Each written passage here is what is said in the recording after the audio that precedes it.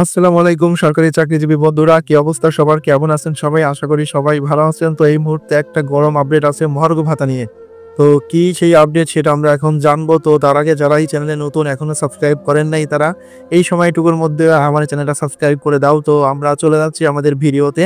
আপডেটটা দেখে নেই আমরা, খুব বেশি সময় নষ্ট করব না। তো আজকের আপডেটটা ঢাকা নিউজে প্রকাশিত হয়েছে যে খবরটা, সেটাই আমি আপনাদের সাথে এখন শেয়ার করছি। তো আজকের কি গরম আপডেট সেটাই জানবো। তো এখানে সরকারি চাকরিজীবীরা মহার্ঘ ভাতা পাবেন কি না জানা গেল নতুন তথ্য। কি সেই নতুন তথ্য সেটাই আমরা এখন জানবো। তো এখানে কিছু বলা আছে, সেটাই আমরা আপনাদের পড়ে দেখাচ্ছি। সরকারি কর্মকর্তা কর্মচারীদের মহার্ঘ ভাতা নিয়ে ভিন্ন ভিন্ন তথ্য উঠে এসেছে। সেটা আমরা জানি, ভিন্ন ভিন্ন তথ্য উঠে এসেছে বারবার।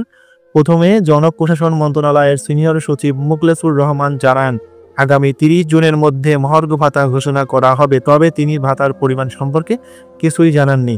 তারপর গত ৯ জানুয়ারি বৃহস্পতিবার সচিবালয়ে গণমাধ্যম কর্মীদের কথা বলেন তিনি। পরে অবশ্য অর্থ উপদেষ্টা সালেউদ্দিন আহমেদ অন্য তথ্য দেন। তিনি গত ২৮ জানুয়ারি মঙ্গলবার সচিবালয়ে বলেন, সরকারি কর্মকর্তা কর্মচারীদের মহার্ঘ ভাতা দেওয়ার বিষয়ে কে ঘোষণা দিয়েছে আমি জানি না। সরকারি চাকরিজীবীরা মহার্ঘ ভাতা পাচ্ছেন কিনা এমন প্রশ্নের উত্তরে উপদেষ্টা বলেন, মহার্ঘ ভাতার বিষয়ে এখনো আমরা কোনো সিদ্ধান্ত নেইনি। এবার সেই মহার্ঘ ভাতা নিয়ে নতুন তথ্য দিলেন জনপ্রশাসনের সিনিয়র সচিব মোখলেসুর রহমান।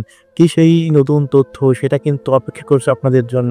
তিনি বলেন, মহার্ঘ ভাতা দেওয়া হবে কি হবে না সে সিদ্ধান্ত অর্থ মন্ত্রণালয়ের। এটা জনপ্রশাসন মন্ত্রণালয়ের সিদ্ধান্ত নয়। রবিবার ২ ফেব্রুয়ারি বেসরকারি টেলিভিশনে এ তথ্য জানিয়েছেন জনপ্রশাসন মন্ত্রণালয়ের সিনিয়র সচিব। তিনি বলেছেন, অর্থ মন্ত্রণালয় যেটা বলবে সেটা সরকারের কথা, এটার জন্য অপেক্ষা করেন। তিনি আরো বলেন, আমার মনে হয় আমরা কারো কথায় গুজবে কান না দিয়ে অর্থ মন্ত্রণালয়ের উপদেষ্টা যেটা বলবেন, অর্থ মন্ত্রণালয় যেটা বলবে আমরা সেটার জন্য অপেক্ষা করব, সেটাই প্রযোজ্য হবে। এছাড়া ৪ বিভাগকে ৪টি প্রদেশের সুপারিশ করেছে জনপ্রশাসন সংস্কার কমিশন। ঠিক আছে? তো আমরা যেটা আমাদের জন্য আর কি আপডেট সেটা হচ্ছে, মোখলেসুর রহমান জানান, আগামী ৫ ফেব্রুয়ারি জনপ্রশাসন